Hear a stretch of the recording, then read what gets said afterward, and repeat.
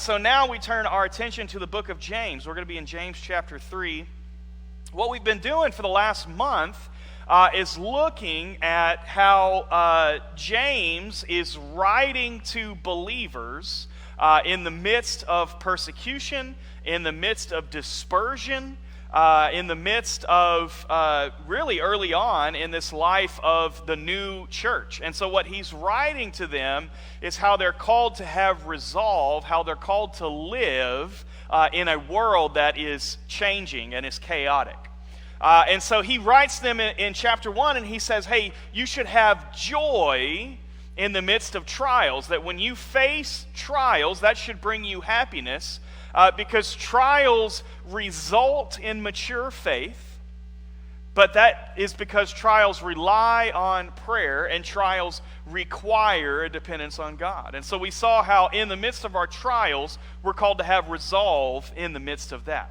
The following week, we looked at how we're called to receive the word of truth in a world that is full of chaos, full of lies, full of deception. And so when we receive the word of truth, we're called to be hearers or be doers of the word and not hearers only. We're called to be quick to listen, slow to speak, and slow to become angry. And so when we receive the truth, our call is then to share that truth by being quick to listen, slow to speak, and slow to become angry. After that, we looked at how James was calling that church in particular, but us as believers as well, not to judge based on the outward appearance, not to judge a book by the cover. And so he calls that church not to show favoritism in the midst of their church, but rather to judge everyone by the law of mercy, the law of freedom that we have received. And then last week, we looked at the foundations of biblical faith. And so we saw that biblical faith cares for others. Biblical faith is more than just knowledge. And biblical faith believes God's promises. And so today we're actually going to get into something that James has been talking about for the entire letter. He's going to get into how we talk. But I don't know about you, when I was a kid, I was raised by parents who taught me what I was allowed to say and what I wasn't allowed to say. Anybody raised that way? So in my family, I learned what I was allowed to say when I was at home. If I was around my parents, I knew I could not say a certain series of words, because if I did, I would end up in the bathroom and there would be soap on my tongue. If I said words like stupid or but or things like that, things that I'm not even allowed to say even now as an adult, right? And so we learned what we weren't allowed to say at home.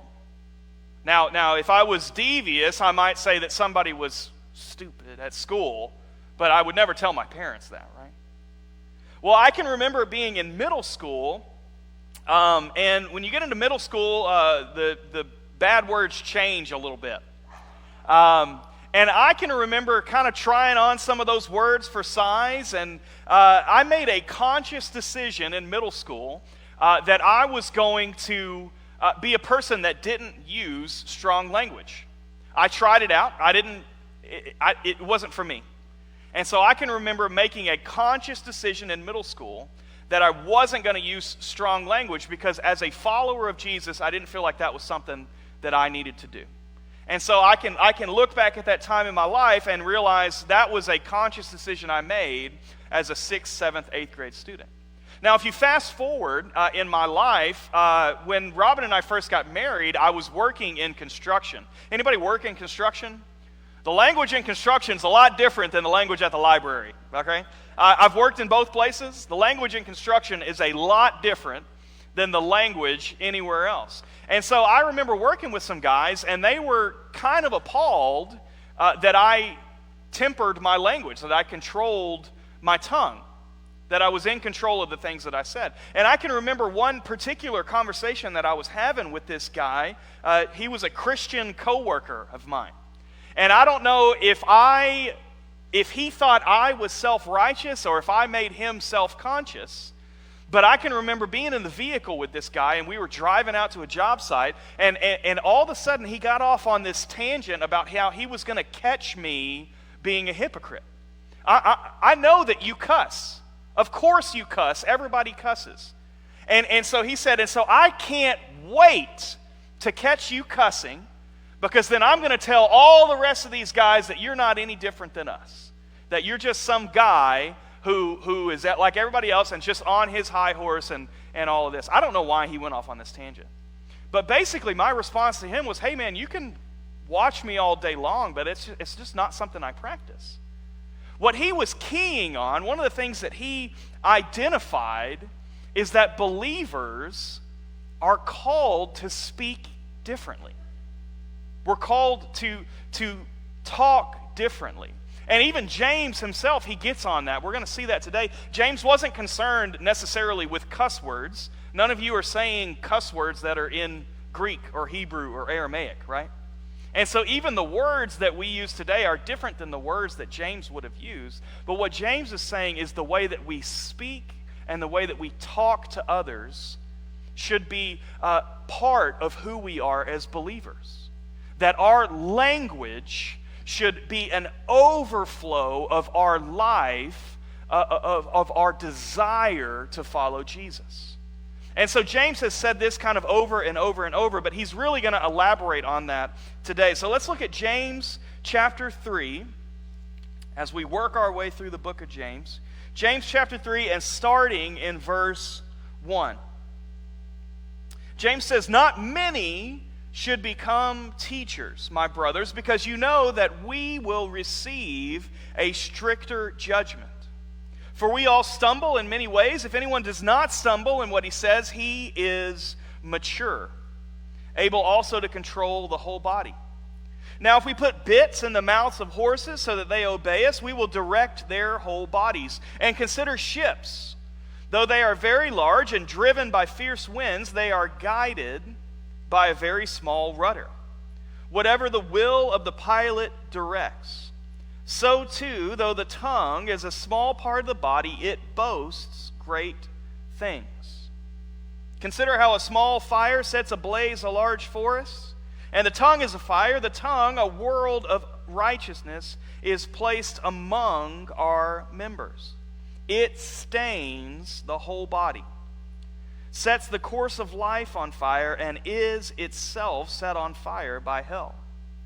Every kind of animal, bird, reptile, and fish is tamed and has been tamed by humankind. But no one can tame the tongue.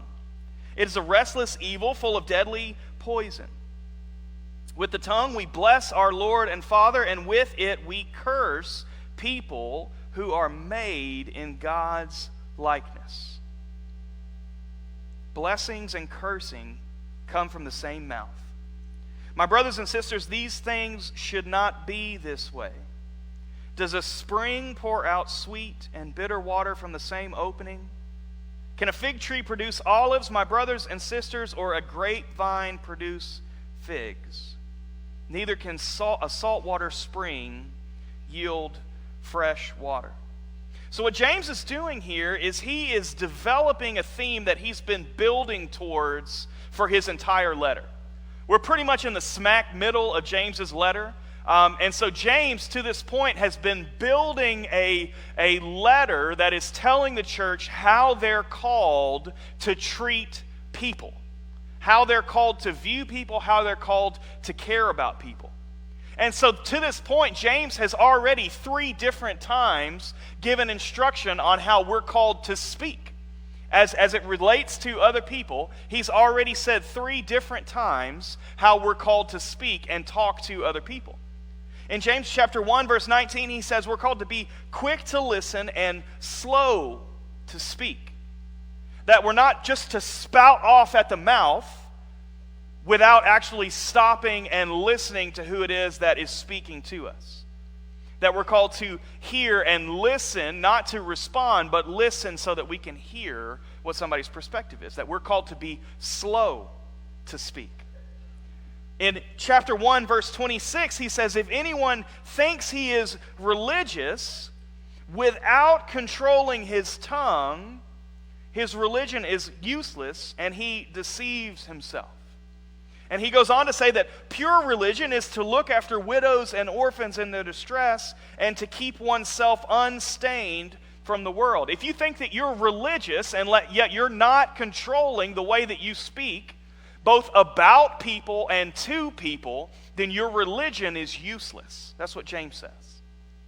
James says that pure religion is to look after the poor, the powerless, the disenfranchised, and to keep yourself unstained from the world. It's to be different than the rest of your construction worker friends, to keep yourself unstained from the world. In chapter 2, in verse 12, he says, "Speak and act as those who are judged by the law of freedom." And in 2:15, he warns against empty speech, useless speech. And so what James is saying is that based on the grace that you have received, based on the mercy that you have received, you should show that same mercy. That when you look at people who are different than you, who act differently, who talk differently, who walk differently, that you as a believer are not called to imitate the world. You're called to imitate the law of grace and freedom that you have received. And so that impacts the way that you speak about people and how you speak to people. And so James, time and time and time again, has called us to be in control of the way that we speak.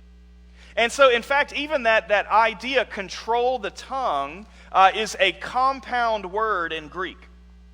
How we translate control the tongue or be in control of the tongue in English, it comes from the Greek word, I'm too sleepy for this, kailina-gogeo.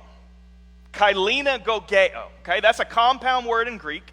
It comes from the word kailos, which is one word, and then glossa, which is another word, and it's a compound word. Do you know what kailos stands for? Of course you don't. You don't speak Greek. It stands for horse harness. When they were looking at harnessing a horse, they would use this word kailos. And so when James employs the phrase control your tongue or kailina-gogeo, what he's literally saying, if we were to translate it into English, he's saying harness your tongue. In the same way that you control a horse, in the same way that you harness a horse, that's the amount of control you're supposed to have over your tongue. That believers in Jesus are called to harness your tongue, to be in control of how you speak to people and how you speak about people. Now, James starts this off with a warning, and I'm going to reiterate this warning today. In verse 2, he says, "For we all stumble in many ways. If anyone does not stumble in what he says, he is mature, able also to control the whole body." Is anybody reading from the New American Standard Version, the NASB Bible? Yours says perfect. If he's able to control his tongue, he is perfect, right? So what James is saying is, hey, as a heads up, what I'm about to say is incredibly difficult. If anybody was able to fully control their tongue, they would be perfect. But what he's saying is he's issuing a warning. Hey, this is hard. What I'm about to tell you is hard. We all struggle with it, but buckle up, Buttercup, because he's about to lash them hard. And so I'm going to give you the same warning, okay? What I'm about to tell you applies to everybody in this room. I'm not telling you how I am different from you. I'm not telling you how you don't struggle with this or you do struggle with this. I'm not even trying to step on your toes. What I'm trying to do is tell you what the Bible says and cause you to think before you speak, as my dad would say, that you need to think before you speak. And so today, when we jump into this, we're going to see four things. That careless words are a big deal. James is going to remind us that careless words cause great impact, that careless words corrupt the whole body, that careless words curse God's image and that careless words contradict your calling. James wants us to be mindful about the way that we speak to people and about people. And he wants you to know that all people struggle with this. But the call on our life is to be able to harness our tongue, to control our tongue. So let's look. Start in verse 3. Now, if we put bits into the mouths of horses so that they obey us, we direct their whole bodies. And consider ships, though they're very large and driven by fierce winds, they are guided by a very small rudder, wherever the will of the pilot directs. And so too, though the tongue is a small part of the body, it boasts great things. Careless words have a great impact. What we say is never said in isolation. Have you ever had something that you have said taken out of context? Hey, so-and-so said this about yada yada, and then it kind of blows up into this bigger deal, right? What we say has great impact. And I think we need to understand context, and we need to understand when things are being said. But in the same time, you're not ever saying anything. You're not ever writing anything. You're not ever saying anything about anyone that is in isolation. And so as a believer in Jesus, someone who has been shown great mercy, we have to be mindful with the way that we speak. That careless words cause big impacts. He gives you a lot of metaphors in this passage, but he gives you two right off the top. He says a bit in the mouth of a horse is able to control the whole horse. I'm not a big cowboy. I have ridden a horse twice in my life, and so I understand that when you pull one way, that the horse will turn its head because it hurts its mouth. And so it turns its head. And then if you pull the other way, it'll go the other way because it's trying to release that pressure. And so what James is saying is that we have the ability to control horses just by a small piece of metal in their mouth. He talks about a rudder of a ship. I looked up the Titanic this week. This may not be a good example because the Titanic ultimately sank. But did you know that the rudder on the Titanic was only about 24 meters tall? The whole ship of the Titanic was 58 meters tall and 270 meters long. So while the ship was floating, that rudder, which is only 10% of the size of the ship, has the ability to turn the whole thing. Now, eventually it hits an iceberg and crashes, so maybe the Titanic's not a great illustration. But if you've ever been on a cruise ship or you've ever been on a big ship, you understand that something very small has the ability to make a major impact in life. And so what James is saying is, hey, if you were able to control your tongue perfectly, you would be perfect. You're going to struggle with this. But you need to understand that the way that you speak to people and the way that you speak about people has great impact. And as a believer in Jesus, careless words have great impact. That we've got to speak to people as a people who have been shown mercy. That even when I disagree with you completely, that you're on one side of an issue and I'm on the other side, I need to temper my tongue. Even if you're not controlling your words, I've got to temper my tongue. Because careless words have big impact. Do you know that there's a lot of research into the brain about how negative words even impact ourselves? I read a book this week, or I'm in the process of reading a book, and it's about how we communicate and how it impacts like the neurology in your brain. I'm going to reference this book a couple times today. But one of the things they said is that negative thinking is self-perpetuating. That the more you are exposed to it, the more your brain will generate additional negative feelings and thoughts. Negative words stimulate anxiety, whereas positive words can lower it. But negative words and positive words aren't received the same way in your brain. So positive words can overcome negative words. In fact, your brain, in this book, they talk about this idea that even when we read negative words, that our brains have a fight or flight reaction. So one of the exercises they did in this book is that they said, okay, I want you to calm your body, to calm your mind, to get rid of stress.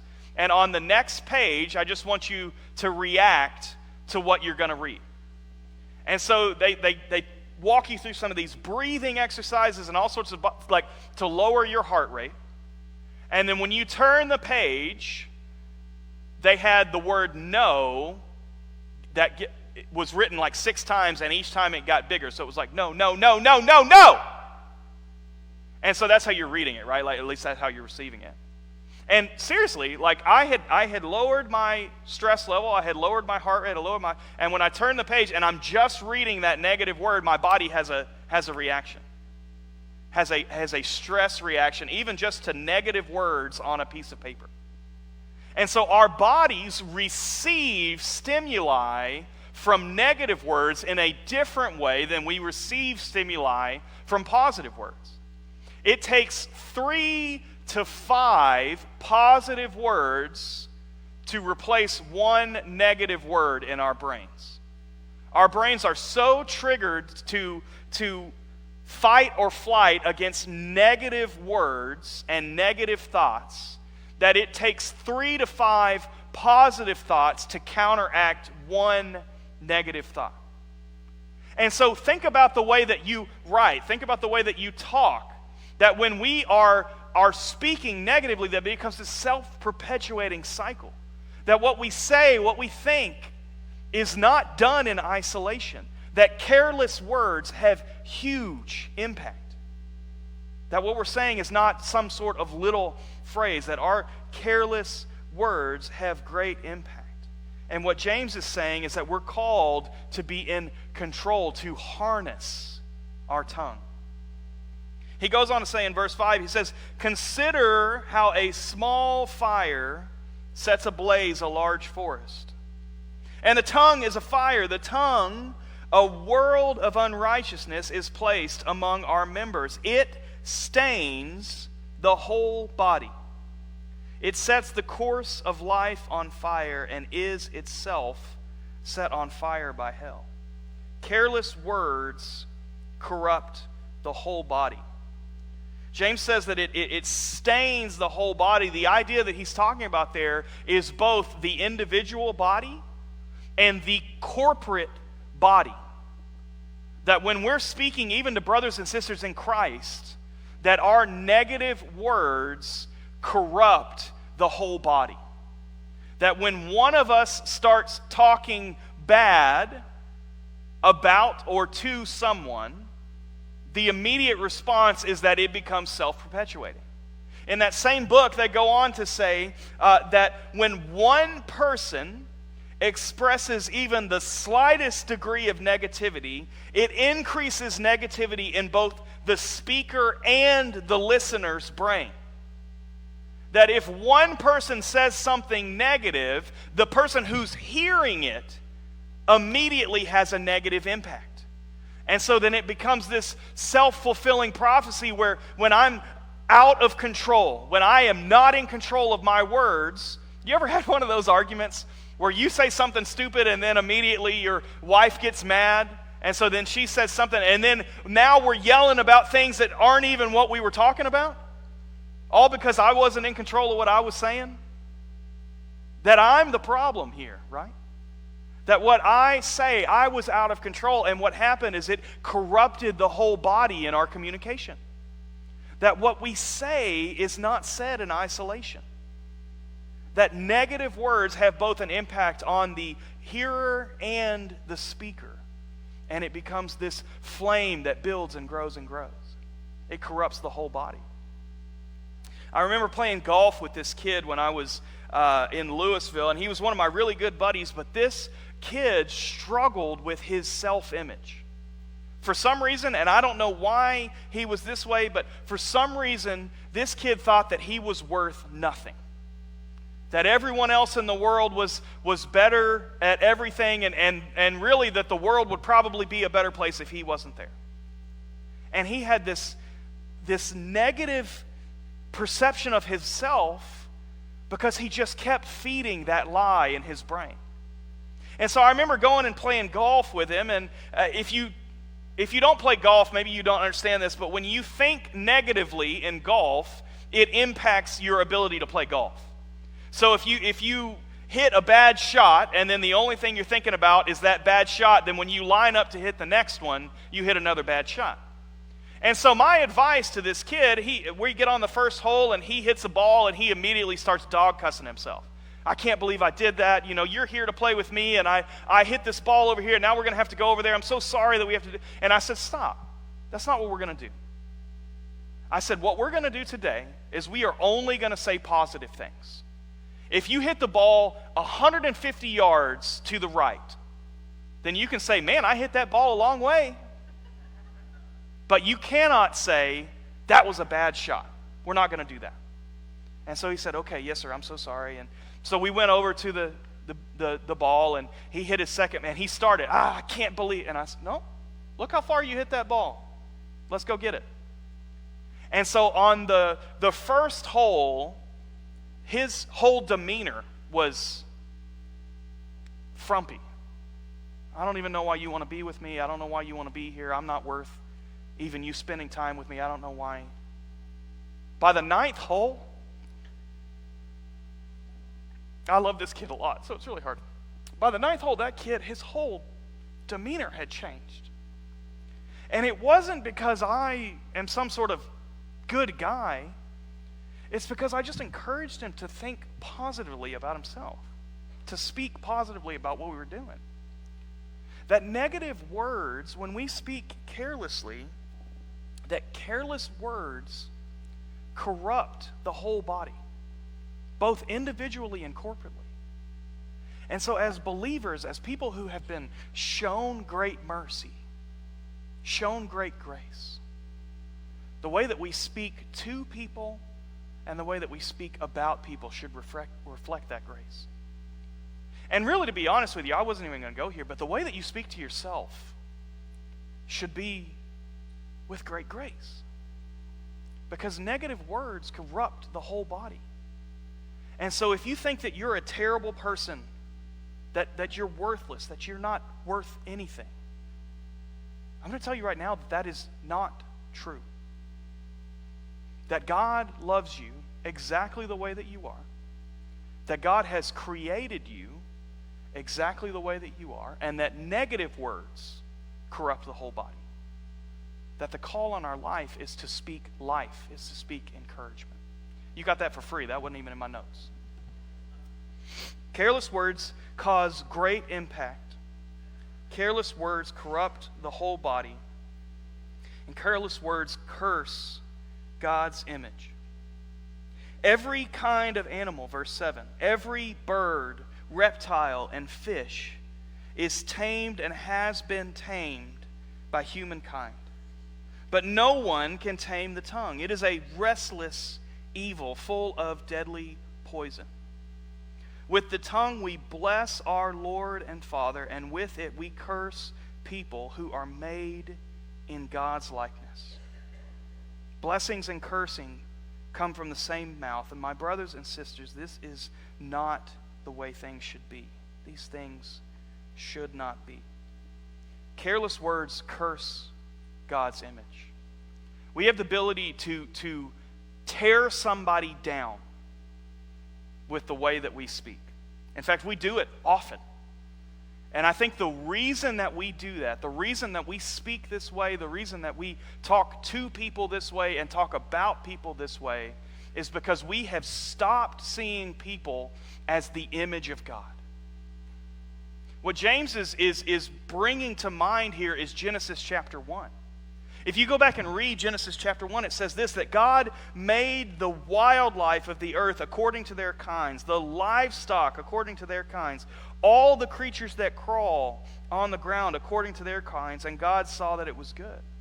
What James is saying is that in verse 7, every kind of animal, every bird, every reptile, every fish. He's echoing Genesis chapter 1.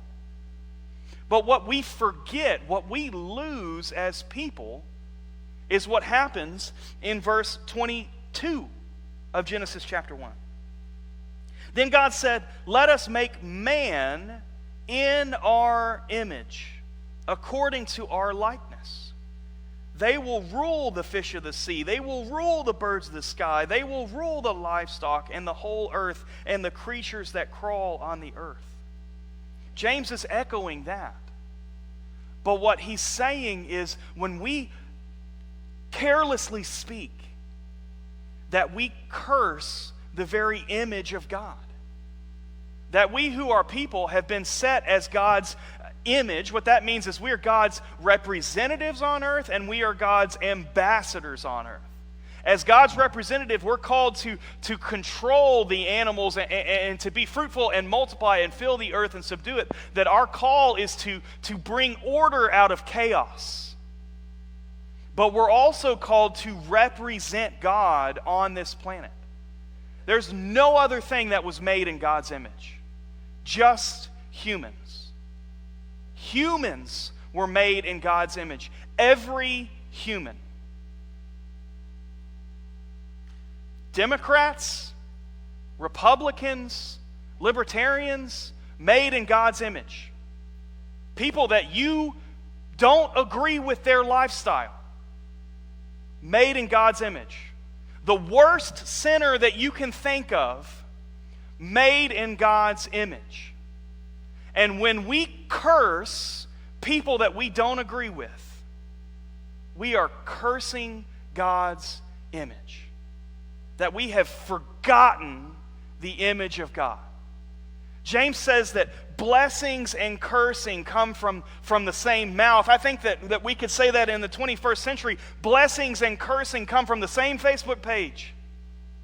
That I'll be scrolling down somebody's Facebook page and it'll say, God is the same yesterday and today and forever. And those snowflakes got exactly what they got, what they wanted, what was coming for them.